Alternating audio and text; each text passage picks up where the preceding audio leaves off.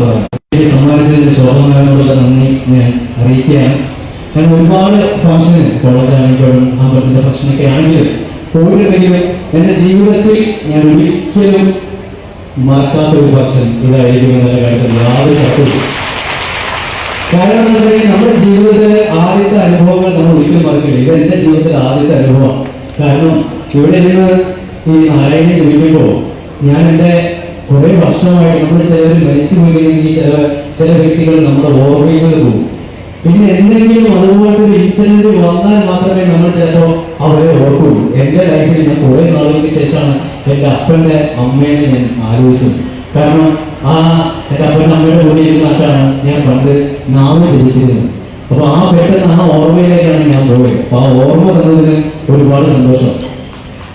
കാരണം എന്താ വെച്ചിട്ടുണ്ടെങ്കിൽ ഇന്ന് വീട്ടില് നാമജപം നമ്മൾ കൂടെ മക്കളുമായിട്ടൊക്കെ ഉണ്ടോന്ന് വെച്ചിട്ടുണ്ടെങ്കിൽ അത് വളരെ വിരളമാണ്. അത് അങ്ങനെയുള്ള കുടുംബമുണ്ടെങ്കിൽ അത് വലിയൊരു ഭാഗ്യം തന്നെയാണ്. കാരണം പിള്ളേരൊക്കെ വേറെ വേറെ കൈൻഡ് ഓഫ് തോട്ട്സ് ഉള്ള പിള്ളേരാണ്. അപ്പോ അത് വേറൊരു കാര്യം വെച്ചാൽ ഇവിടെ നിന്ന് കണ്ടപ്പോ ഒരു വീഡിയോ ഇവിടെ കാണിച്ചത് മക്കളോട് നമ്മൾ ഇരുന്ന്, കാരണം അറ്റൻഷൻ സ്പാൻ തന്നെ വളരെ കുറവില്ല പിള്ളേർക്ക്. എന്തിന് നമുക്ക് തന്നെ അറ്റൻഷൻ സ്പാൻ വളരെ കുറവാണ്. വീഡിയോയിലൂടെയൊക്കെ ജീവിച്ചുകൊണ്ടിരിക്കുന്ന ആളുകളാണ്. അപ്പൊ നമുക്കൊരു കഥ പറഞ്ഞു കൊടുക്കുമ്പോഴത്തേക്കും എത്ര നേരം അവരെ ശ്രദ്ധിക്കുന്നുള്ള കാര്യം കൊണ്ട് നമുക്കറിയില്ല. പക്ഷെ ഇപ്പൊ കാണിച്ചിട്ടുള്ള ഷോർട്ട് ഫിലിം പോലെ യൂട്യൂബിലേക്ക് അപ്ലോഡ് ചെയ്യുമ്പോൾ ഒരു ഇത് പറഞ്ഞു കൊടുക്കേണ്ടത് അവർക്ക് ഇത് കാണുമ്പോഴത്തേക്കും എത്ര മെസ്സേജസ് ആണ് പുതിയ തലമുറയ്ക്ക് എത്തുന്നത് എന്നുള്ളത് വലിയൊരു ഇനീഷ്യേറ്റീവായിട്ടാണ് എനിക്ക് തോന്നുന്നത്. അതുകൊണ്ട് അതിൽ അഭിനയിച്ചിട്ടുള്ള ആ ഇനീഷ്യേറ്റീവ് എടുത്തിട്ടുള്ള എല്ലാവർക്കും എന്റെ ആശംസകൾ ഞാൻ നേരുന്നു. അതുപോലെ തന്നെ ഈ നാരായണി എന്ന് പറയുന്ന ഈ ഒരു കോൺസെപ്റ്റ് എന്തൊരു ബ്യൂട്ടിഫുൾ ആയിട്ടുള്ള ഒരു കാര്യമാണെന്നാണ് ഞാൻ ആലോചിക്കുന്നത്. കാരണം ഇത്രയും ഹൃദയങ്ങൾ ഈ പറയുന്നത് പോലെ എന്താ പറയുക, നമുക്ക് സാധാരണഗതിയിൽ അമ്പലത്തിൽ പോയി നമ്മളെല്ലാവരും നമുക്ക് വേണ്ടി മാത്രം പ്രാർത്ഥിക്കുന്നത്. ഈ യോഗ സംസ്ഥ സുഖമോ ഭവതു എന്ന് പറയുന്നതിലുള്ള ഒരു പ്രാർത്ഥന വളരെ വിരളമായിട്ട് മാത്രം ഉണ്ടാവുമെന്നാണ് എനിക്ക് തോന്നിയിട്ടുള്ളത്. അല്ലെങ്കിൽ പിന്നെ അത്രയും ഹൈ സോഴ്സ് ആയില്ല. പക്ഷെ അത് വളരെ കുറവായിട്ടാണ് എനിക്ക് തോന്നിയിട്ടുള്ളത് നമ്മുടെ ഈ കാലഘട്ടത്തിൽ. പക്ഷെ നമുക്കല്ലാതെ ഈ യോഗത്തിന് വേണ്ടിയിട്ട് പ്രാർത്ഥിക്കാനായിട്ട് എന്നെ കൂടി ക്ഷണിച്ചതിന് എനിക്ക് ഒരു വല്ലാത്തൊരു എന്താ പറയുക അനുഭവമായിട്ട് തന്നെ എനിക്ക് തോന്നുന്നത്. ഞാൻ കുറച്ചു മുമ്പ് ഇവിടെ വന്നിട്ട് എന്റെ ചേച്ചി ഉണ്ടായിരുന്നു, അവർ മലേഷ്യയിലാണ് ജോലി ചെയ്തത്. ആ ചേച്ചി പറയുന്നത് ഞാൻ അറിയുന്നത് അവിടെ എല്ലാവരും ജോലി ചെയ്യുന്നുണ്ടെന്ന്. ഞാൻ ആലോചിച്ചു ഓക്കെ പല ഭാഗത്തുനിന്നൊക്കെ ഉണ്ടാകുന്നതൊക്കെ പറഞ്ഞെങ്കിൽ അത് ഇത്രയും വലിയൊരു വലിപ്പത്തിലായിരിക്കും എന്ന് ഞാൻ പ്രതീക്ഷിച്ചിട്ടില്ല. ഒരു കാര്യം ഉറപ്പാണ്, ഒരുപാട് മനസ്സുകളെ ഈ കുടക്കീഴിൽ നിർത്താൻ ഭാവിയിൽ സാധിക്കും എന്നുള്ള കാര്യത്തിൽ യാതൊരു തർക്കമില്ല. അത്രയും ഒരു ബ്യൂട്ടിഫുൾ ആയിട്ടുള്ള ഒരു ചടങ്ങാണ് നമ്മൾ എല്ലാവരും സാക്ഷ്യം വഹിച്ചിട്ടുള്ളത്.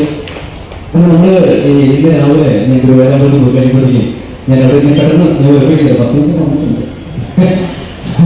അപ്പോ അമ്പലത്തിൽ പോയി ഞാൻ ആലോചിച്ചിട്ടായിരുന്നു ഞാൻ എന്നാണ് ആദ്യമായിട്ട് അമ്പലത്തിൽ പോയത് എന്നുള്ളൊരു മൊമെന്റിനെ കുറിച്ച് ഞാൻ ആലോചിച്ചത്. പണ്ട് അമ്മയൊക്കെ പറയും, എടാ നിന്റെ പിറന്നാളാണ് നീ അമ്പലത്തിൽ പോകണം, അല്ലെങ്കിൽ നിന്റെ പരീക്ഷയാണ് നീ അമ്പലത്തിൽ പോകണം എന്ന് പറയാറുണ്ട്. അപ്പൊ എന്റെ വിചാരം എന്ന് പറയുന്നത് ഓക്കെ ആവശ്യമില്ലെങ്കിൽ പോകുന്ന സ്ഥലമാണ് അമ്പലം. അങ്ങനെ അമ്പലത്തിൽ പോകുന്നു, പരീക്ഷയുടെ സമയത്ത് അമ്പലത്തിൽ പോകുന്നു. ഞാൻ വീട്ടിൽ വന്നിട്ട് പറയുന്നു ഒരു കാര്യമില്ല, അമ്പലത്തിൽ നിന്ന് പോയിട്ട് ഒരു കാര്യമില്ല, മാർക്കൊന്നും കൂടുന്നില്ല, ഒന്നുമില്ല, അതുകൊണ്ട് അവിടെ ശക്തി ഉണ്ടെന്ന് ഞാൻ വിശ്വസിക്കുന്നില്ല എന്ന് പറഞ്ഞൊരു സമയം ഉണ്ടായിരുന്നു. പക്ഷെ പിന്നീട് കുറച്ചുകൂടി ബോധം വന്നു കഴിഞ്ഞപ്പോഴാണ് മനസ്സിലായത് പ്രാർത്ഥന മാത്രമേ നടന്നിട്ടുള്ളൂ, പ്രവൃത്തി നടന്നിട്ടില്ല. അപ്പോ റിസൾട്ട് ഉണ്ടാവുന്നില്ല. അപ്പോ എന്തൊക്കെ വന്നാലും പ്രാർത്ഥിച്ചതുകൊണ്ട് മാത്രം ലോകത്ത് ഒരു കാര്യം സംഭവിക്കില്ല.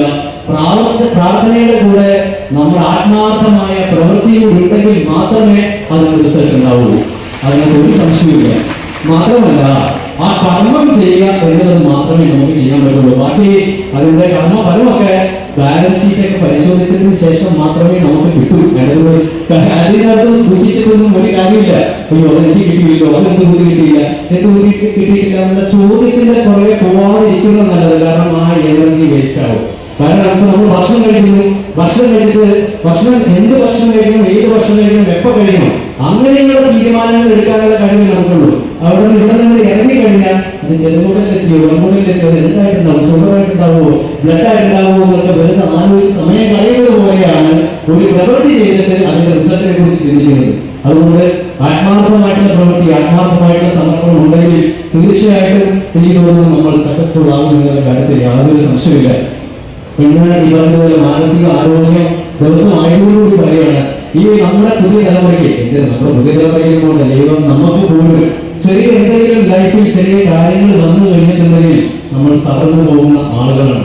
അപ്പോഴും ഓരോ ഇൻസിഡൻസ് വരുമ്പോഴും മാത്രമാണ് നമുക്ക് മനസ്സിലാകുന്നത് എത്രമാത്രം മനോബലമുള്ള ആളുകളാണ് നമ്മൾ വരുന്നത്. അതുകൊണ്ട് മനോബലം കൂട്ടാനായിട്ട് ഒരേ ഒരു ശക്തി മാത്രമേ ഉള്ളൂ, അത് ഈശ്വരൻ എന്ന് പറയുന്ന കോൺസെപ്റ്റ് മാത്രമാണ്. ആ ഒരു ശക്തിയെ ചേർത്ത് പിടിച്ചിട്ടുണ്ടെങ്കിൽ നമ്മൾ പറയില്ല, വെളിച്ചമുള്ളപ്പോ നമുക്ക് നിഴല് കാണാൻ പറ്റും, ഇരുട്ടത്ത് പോയി നമ്മുടെ നിഴല് പോലും നമ്മുടെ കൂടെ ഉണ്ടാവില്ല. പക്ഷെ അവിടെ ഇരുട്ടത്ത് വെളിച്ചമാകുന്നത് നമ്മുടെ ഈശ്വരൻ മാത്രമാണ്. അപ്പൊ തീർച്ചയായിട്ടും നമ്മൾ ദൈവത്തെ കൂട്ടുപിടിച്ച് കഴിഞ്ഞിട്ടുണ്ടെങ്കിൽ, ആ സ്പിരിച്വാലിറ്റി നമ്മുടെ കൂടെ ഉണ്ടെങ്കിൽ തീർച്ചയായിട്ടും നമ്മൾ എത്ര ഇരുട്ടിലും നമുക്ക് നമ്മുടെ വെളിച്ചത്തെ നമുക്ക് കാണാൻ പറ്റുമെന്ന് ഞാൻ പൂർണ്ണമായിട്ടും വിശ്വസിക്കുന്നത്.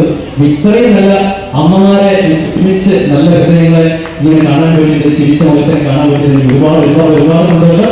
എല്ലാ മത വ്യക്തികളോടും ഞാൻ എൻ്റെ നന്ദി അറിയിക്കുന്നു. ഈ ഒരു മൊമെന്റ് ഞാൻ എൻ്റെ ഹൃദയത്തോട് ചേർത്ത് വെച്ചിട്ടാണ് പോകുന്നത്. സോറി, ആടുപേരി എന്ന് പറഞ്ഞ പടത്തിന്റെ ഷൂട്ട് നടന്നുകൊണ്ടിരിക്കുന്നത്, അതിൻ്റെ ഇടയിലാണ് എനിക്കൊരു ഗ്യാപ്പ് തന്നത്. അപ്പോൾ നമുക്ക് ഇനി വീണ്ടും കാണാം കേട്ടോ. Love you all. Thank you. WhatsApp message വരുന്നത് ഇനി സംസാരിക്കുന്നത് അത് ഏതോ ഒരു ശത്രുവാണ്. നമുക്ക് കാര്യമായിട്ട് പിന്നീട് കാര്യമായിട്ട് നമുക്ക് കാണാം, കൂട്ടുന്നത് കൊണ്ടാണ് കേട്ടോ. Thank you. Thank U.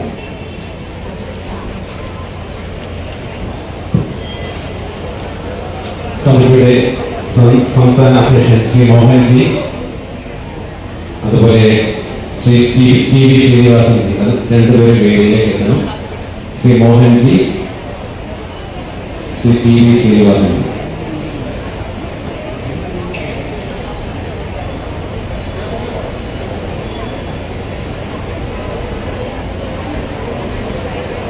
ഈ ചടങ്ങിന്റെ സ്വാഗതം